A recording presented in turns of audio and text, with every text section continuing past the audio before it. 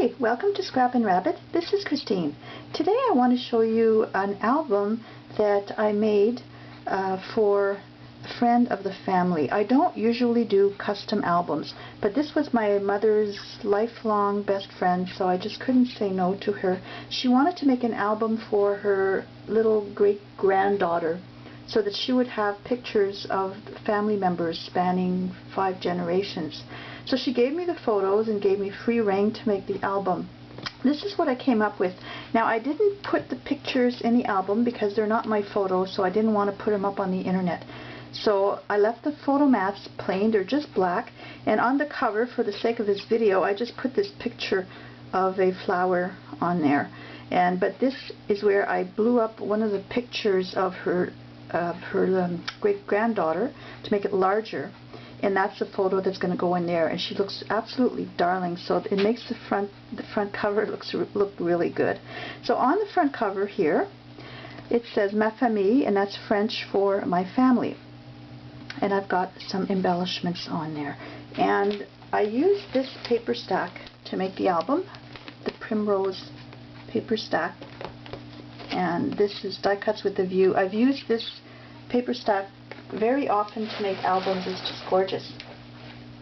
Now, this is based on my 11 by 11 scrapbook album tutorial, only I made it in a smaller size.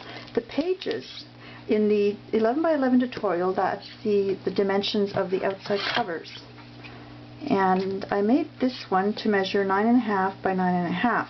And the pages inside, instead of 10 by 10 like the tutorial, I made them 8.5 by 8.5. And I also changed where the pages are in the album, and I changed the size of some flaps and that. So I'll go through that. So anybody who has my tutorial already can follow the directions in there and make the changes to duplicate this album. So on here I have little chipboard buttons, some little fabric roses, a little butterfly.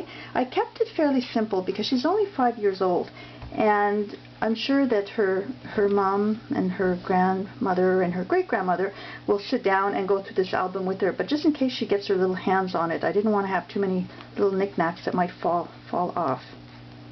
Now, the spine I covered with an upholstery fabric, and I didn't put anything else on there. And then the back is just a plain border, and I put a strip of paper on there. I don't have a closure on this album, so let's open the cover.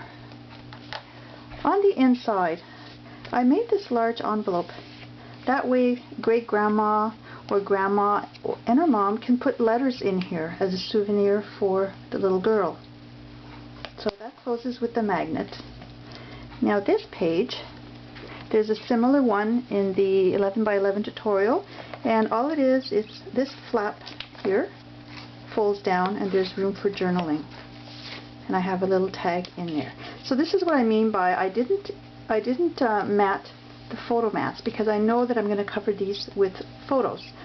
So I just left them black. And just to give you an idea, when you add these pictures to these albums, look how that pops. The colors and the little border of the matting, it just makes the albums, I find, look so much better than when you're just making the albums and you're looking at them without the photos in. They look nice, but it's when you actually put the photos in that it looks absolutely amazing.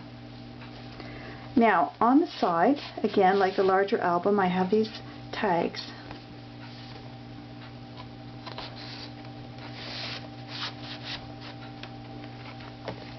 On the next page, this is a page that just has a flap like that. I think in the tutorial, this page is actually the first page, and I had it on the right. This is just a very simple page.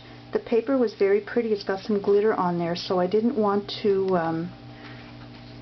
cover that up. And again, this is what it looks like when you put a photo in there. And you open that, and I put a little tag here, and then there's room for journaling or photos.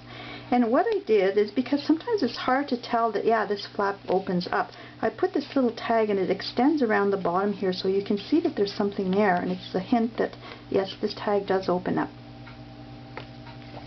Because I don't think great-grandma is too used to these interactive type of albums.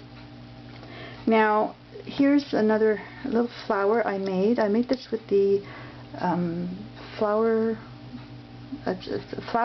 die from Heartfelt Creations. Now here's another very simple page. I've got a little bit of a punch border at the top and bottom, and again I have this little tag here that shows that the page can be opened like that. Now this is a page that's in the tutorial, but instead of using doilies, I just made some corners out of cardstock.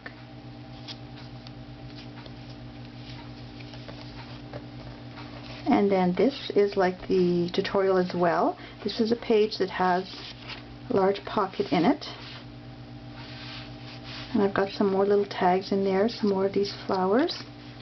And then this is a page where the flap folds up.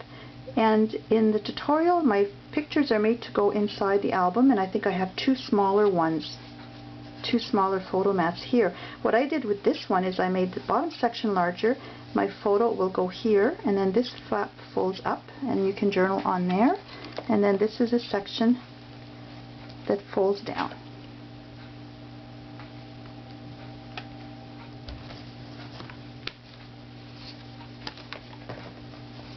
And here on this page, I had a page that had two pockets on a flap. And what I did is I made one long pocket because I wanted to add a photo mat over top. And then here I've got a tag, a large tag. And then this folds like that, and there's lots of room for pictures in here. And I've got this little tag here where a photo can slide in behind. This is also very similar to the page in the album where I have two photos, one on top of the other. This page is smaller, so what I did is I have the regular space for 4x6 photo, and the other one that goes down, I left this for journaling. And I have a little flower here. And this one is just a pocket, and these are the pretty tags from the collection. And this folds up like that. And again, I have this little tag underneath that shows that there is some interactivity there. And then I also have this page in my tutorial, but this one is the page that has the two pockets. I removed the pockets, 2 or 3 pockets. I removed the pockets and just left it plain for the large photo here. And then that opens like that. And I've got one pocket on the inside here. And there's the tag. And this, I just used a circle cutter, and I cut that from the paper collection.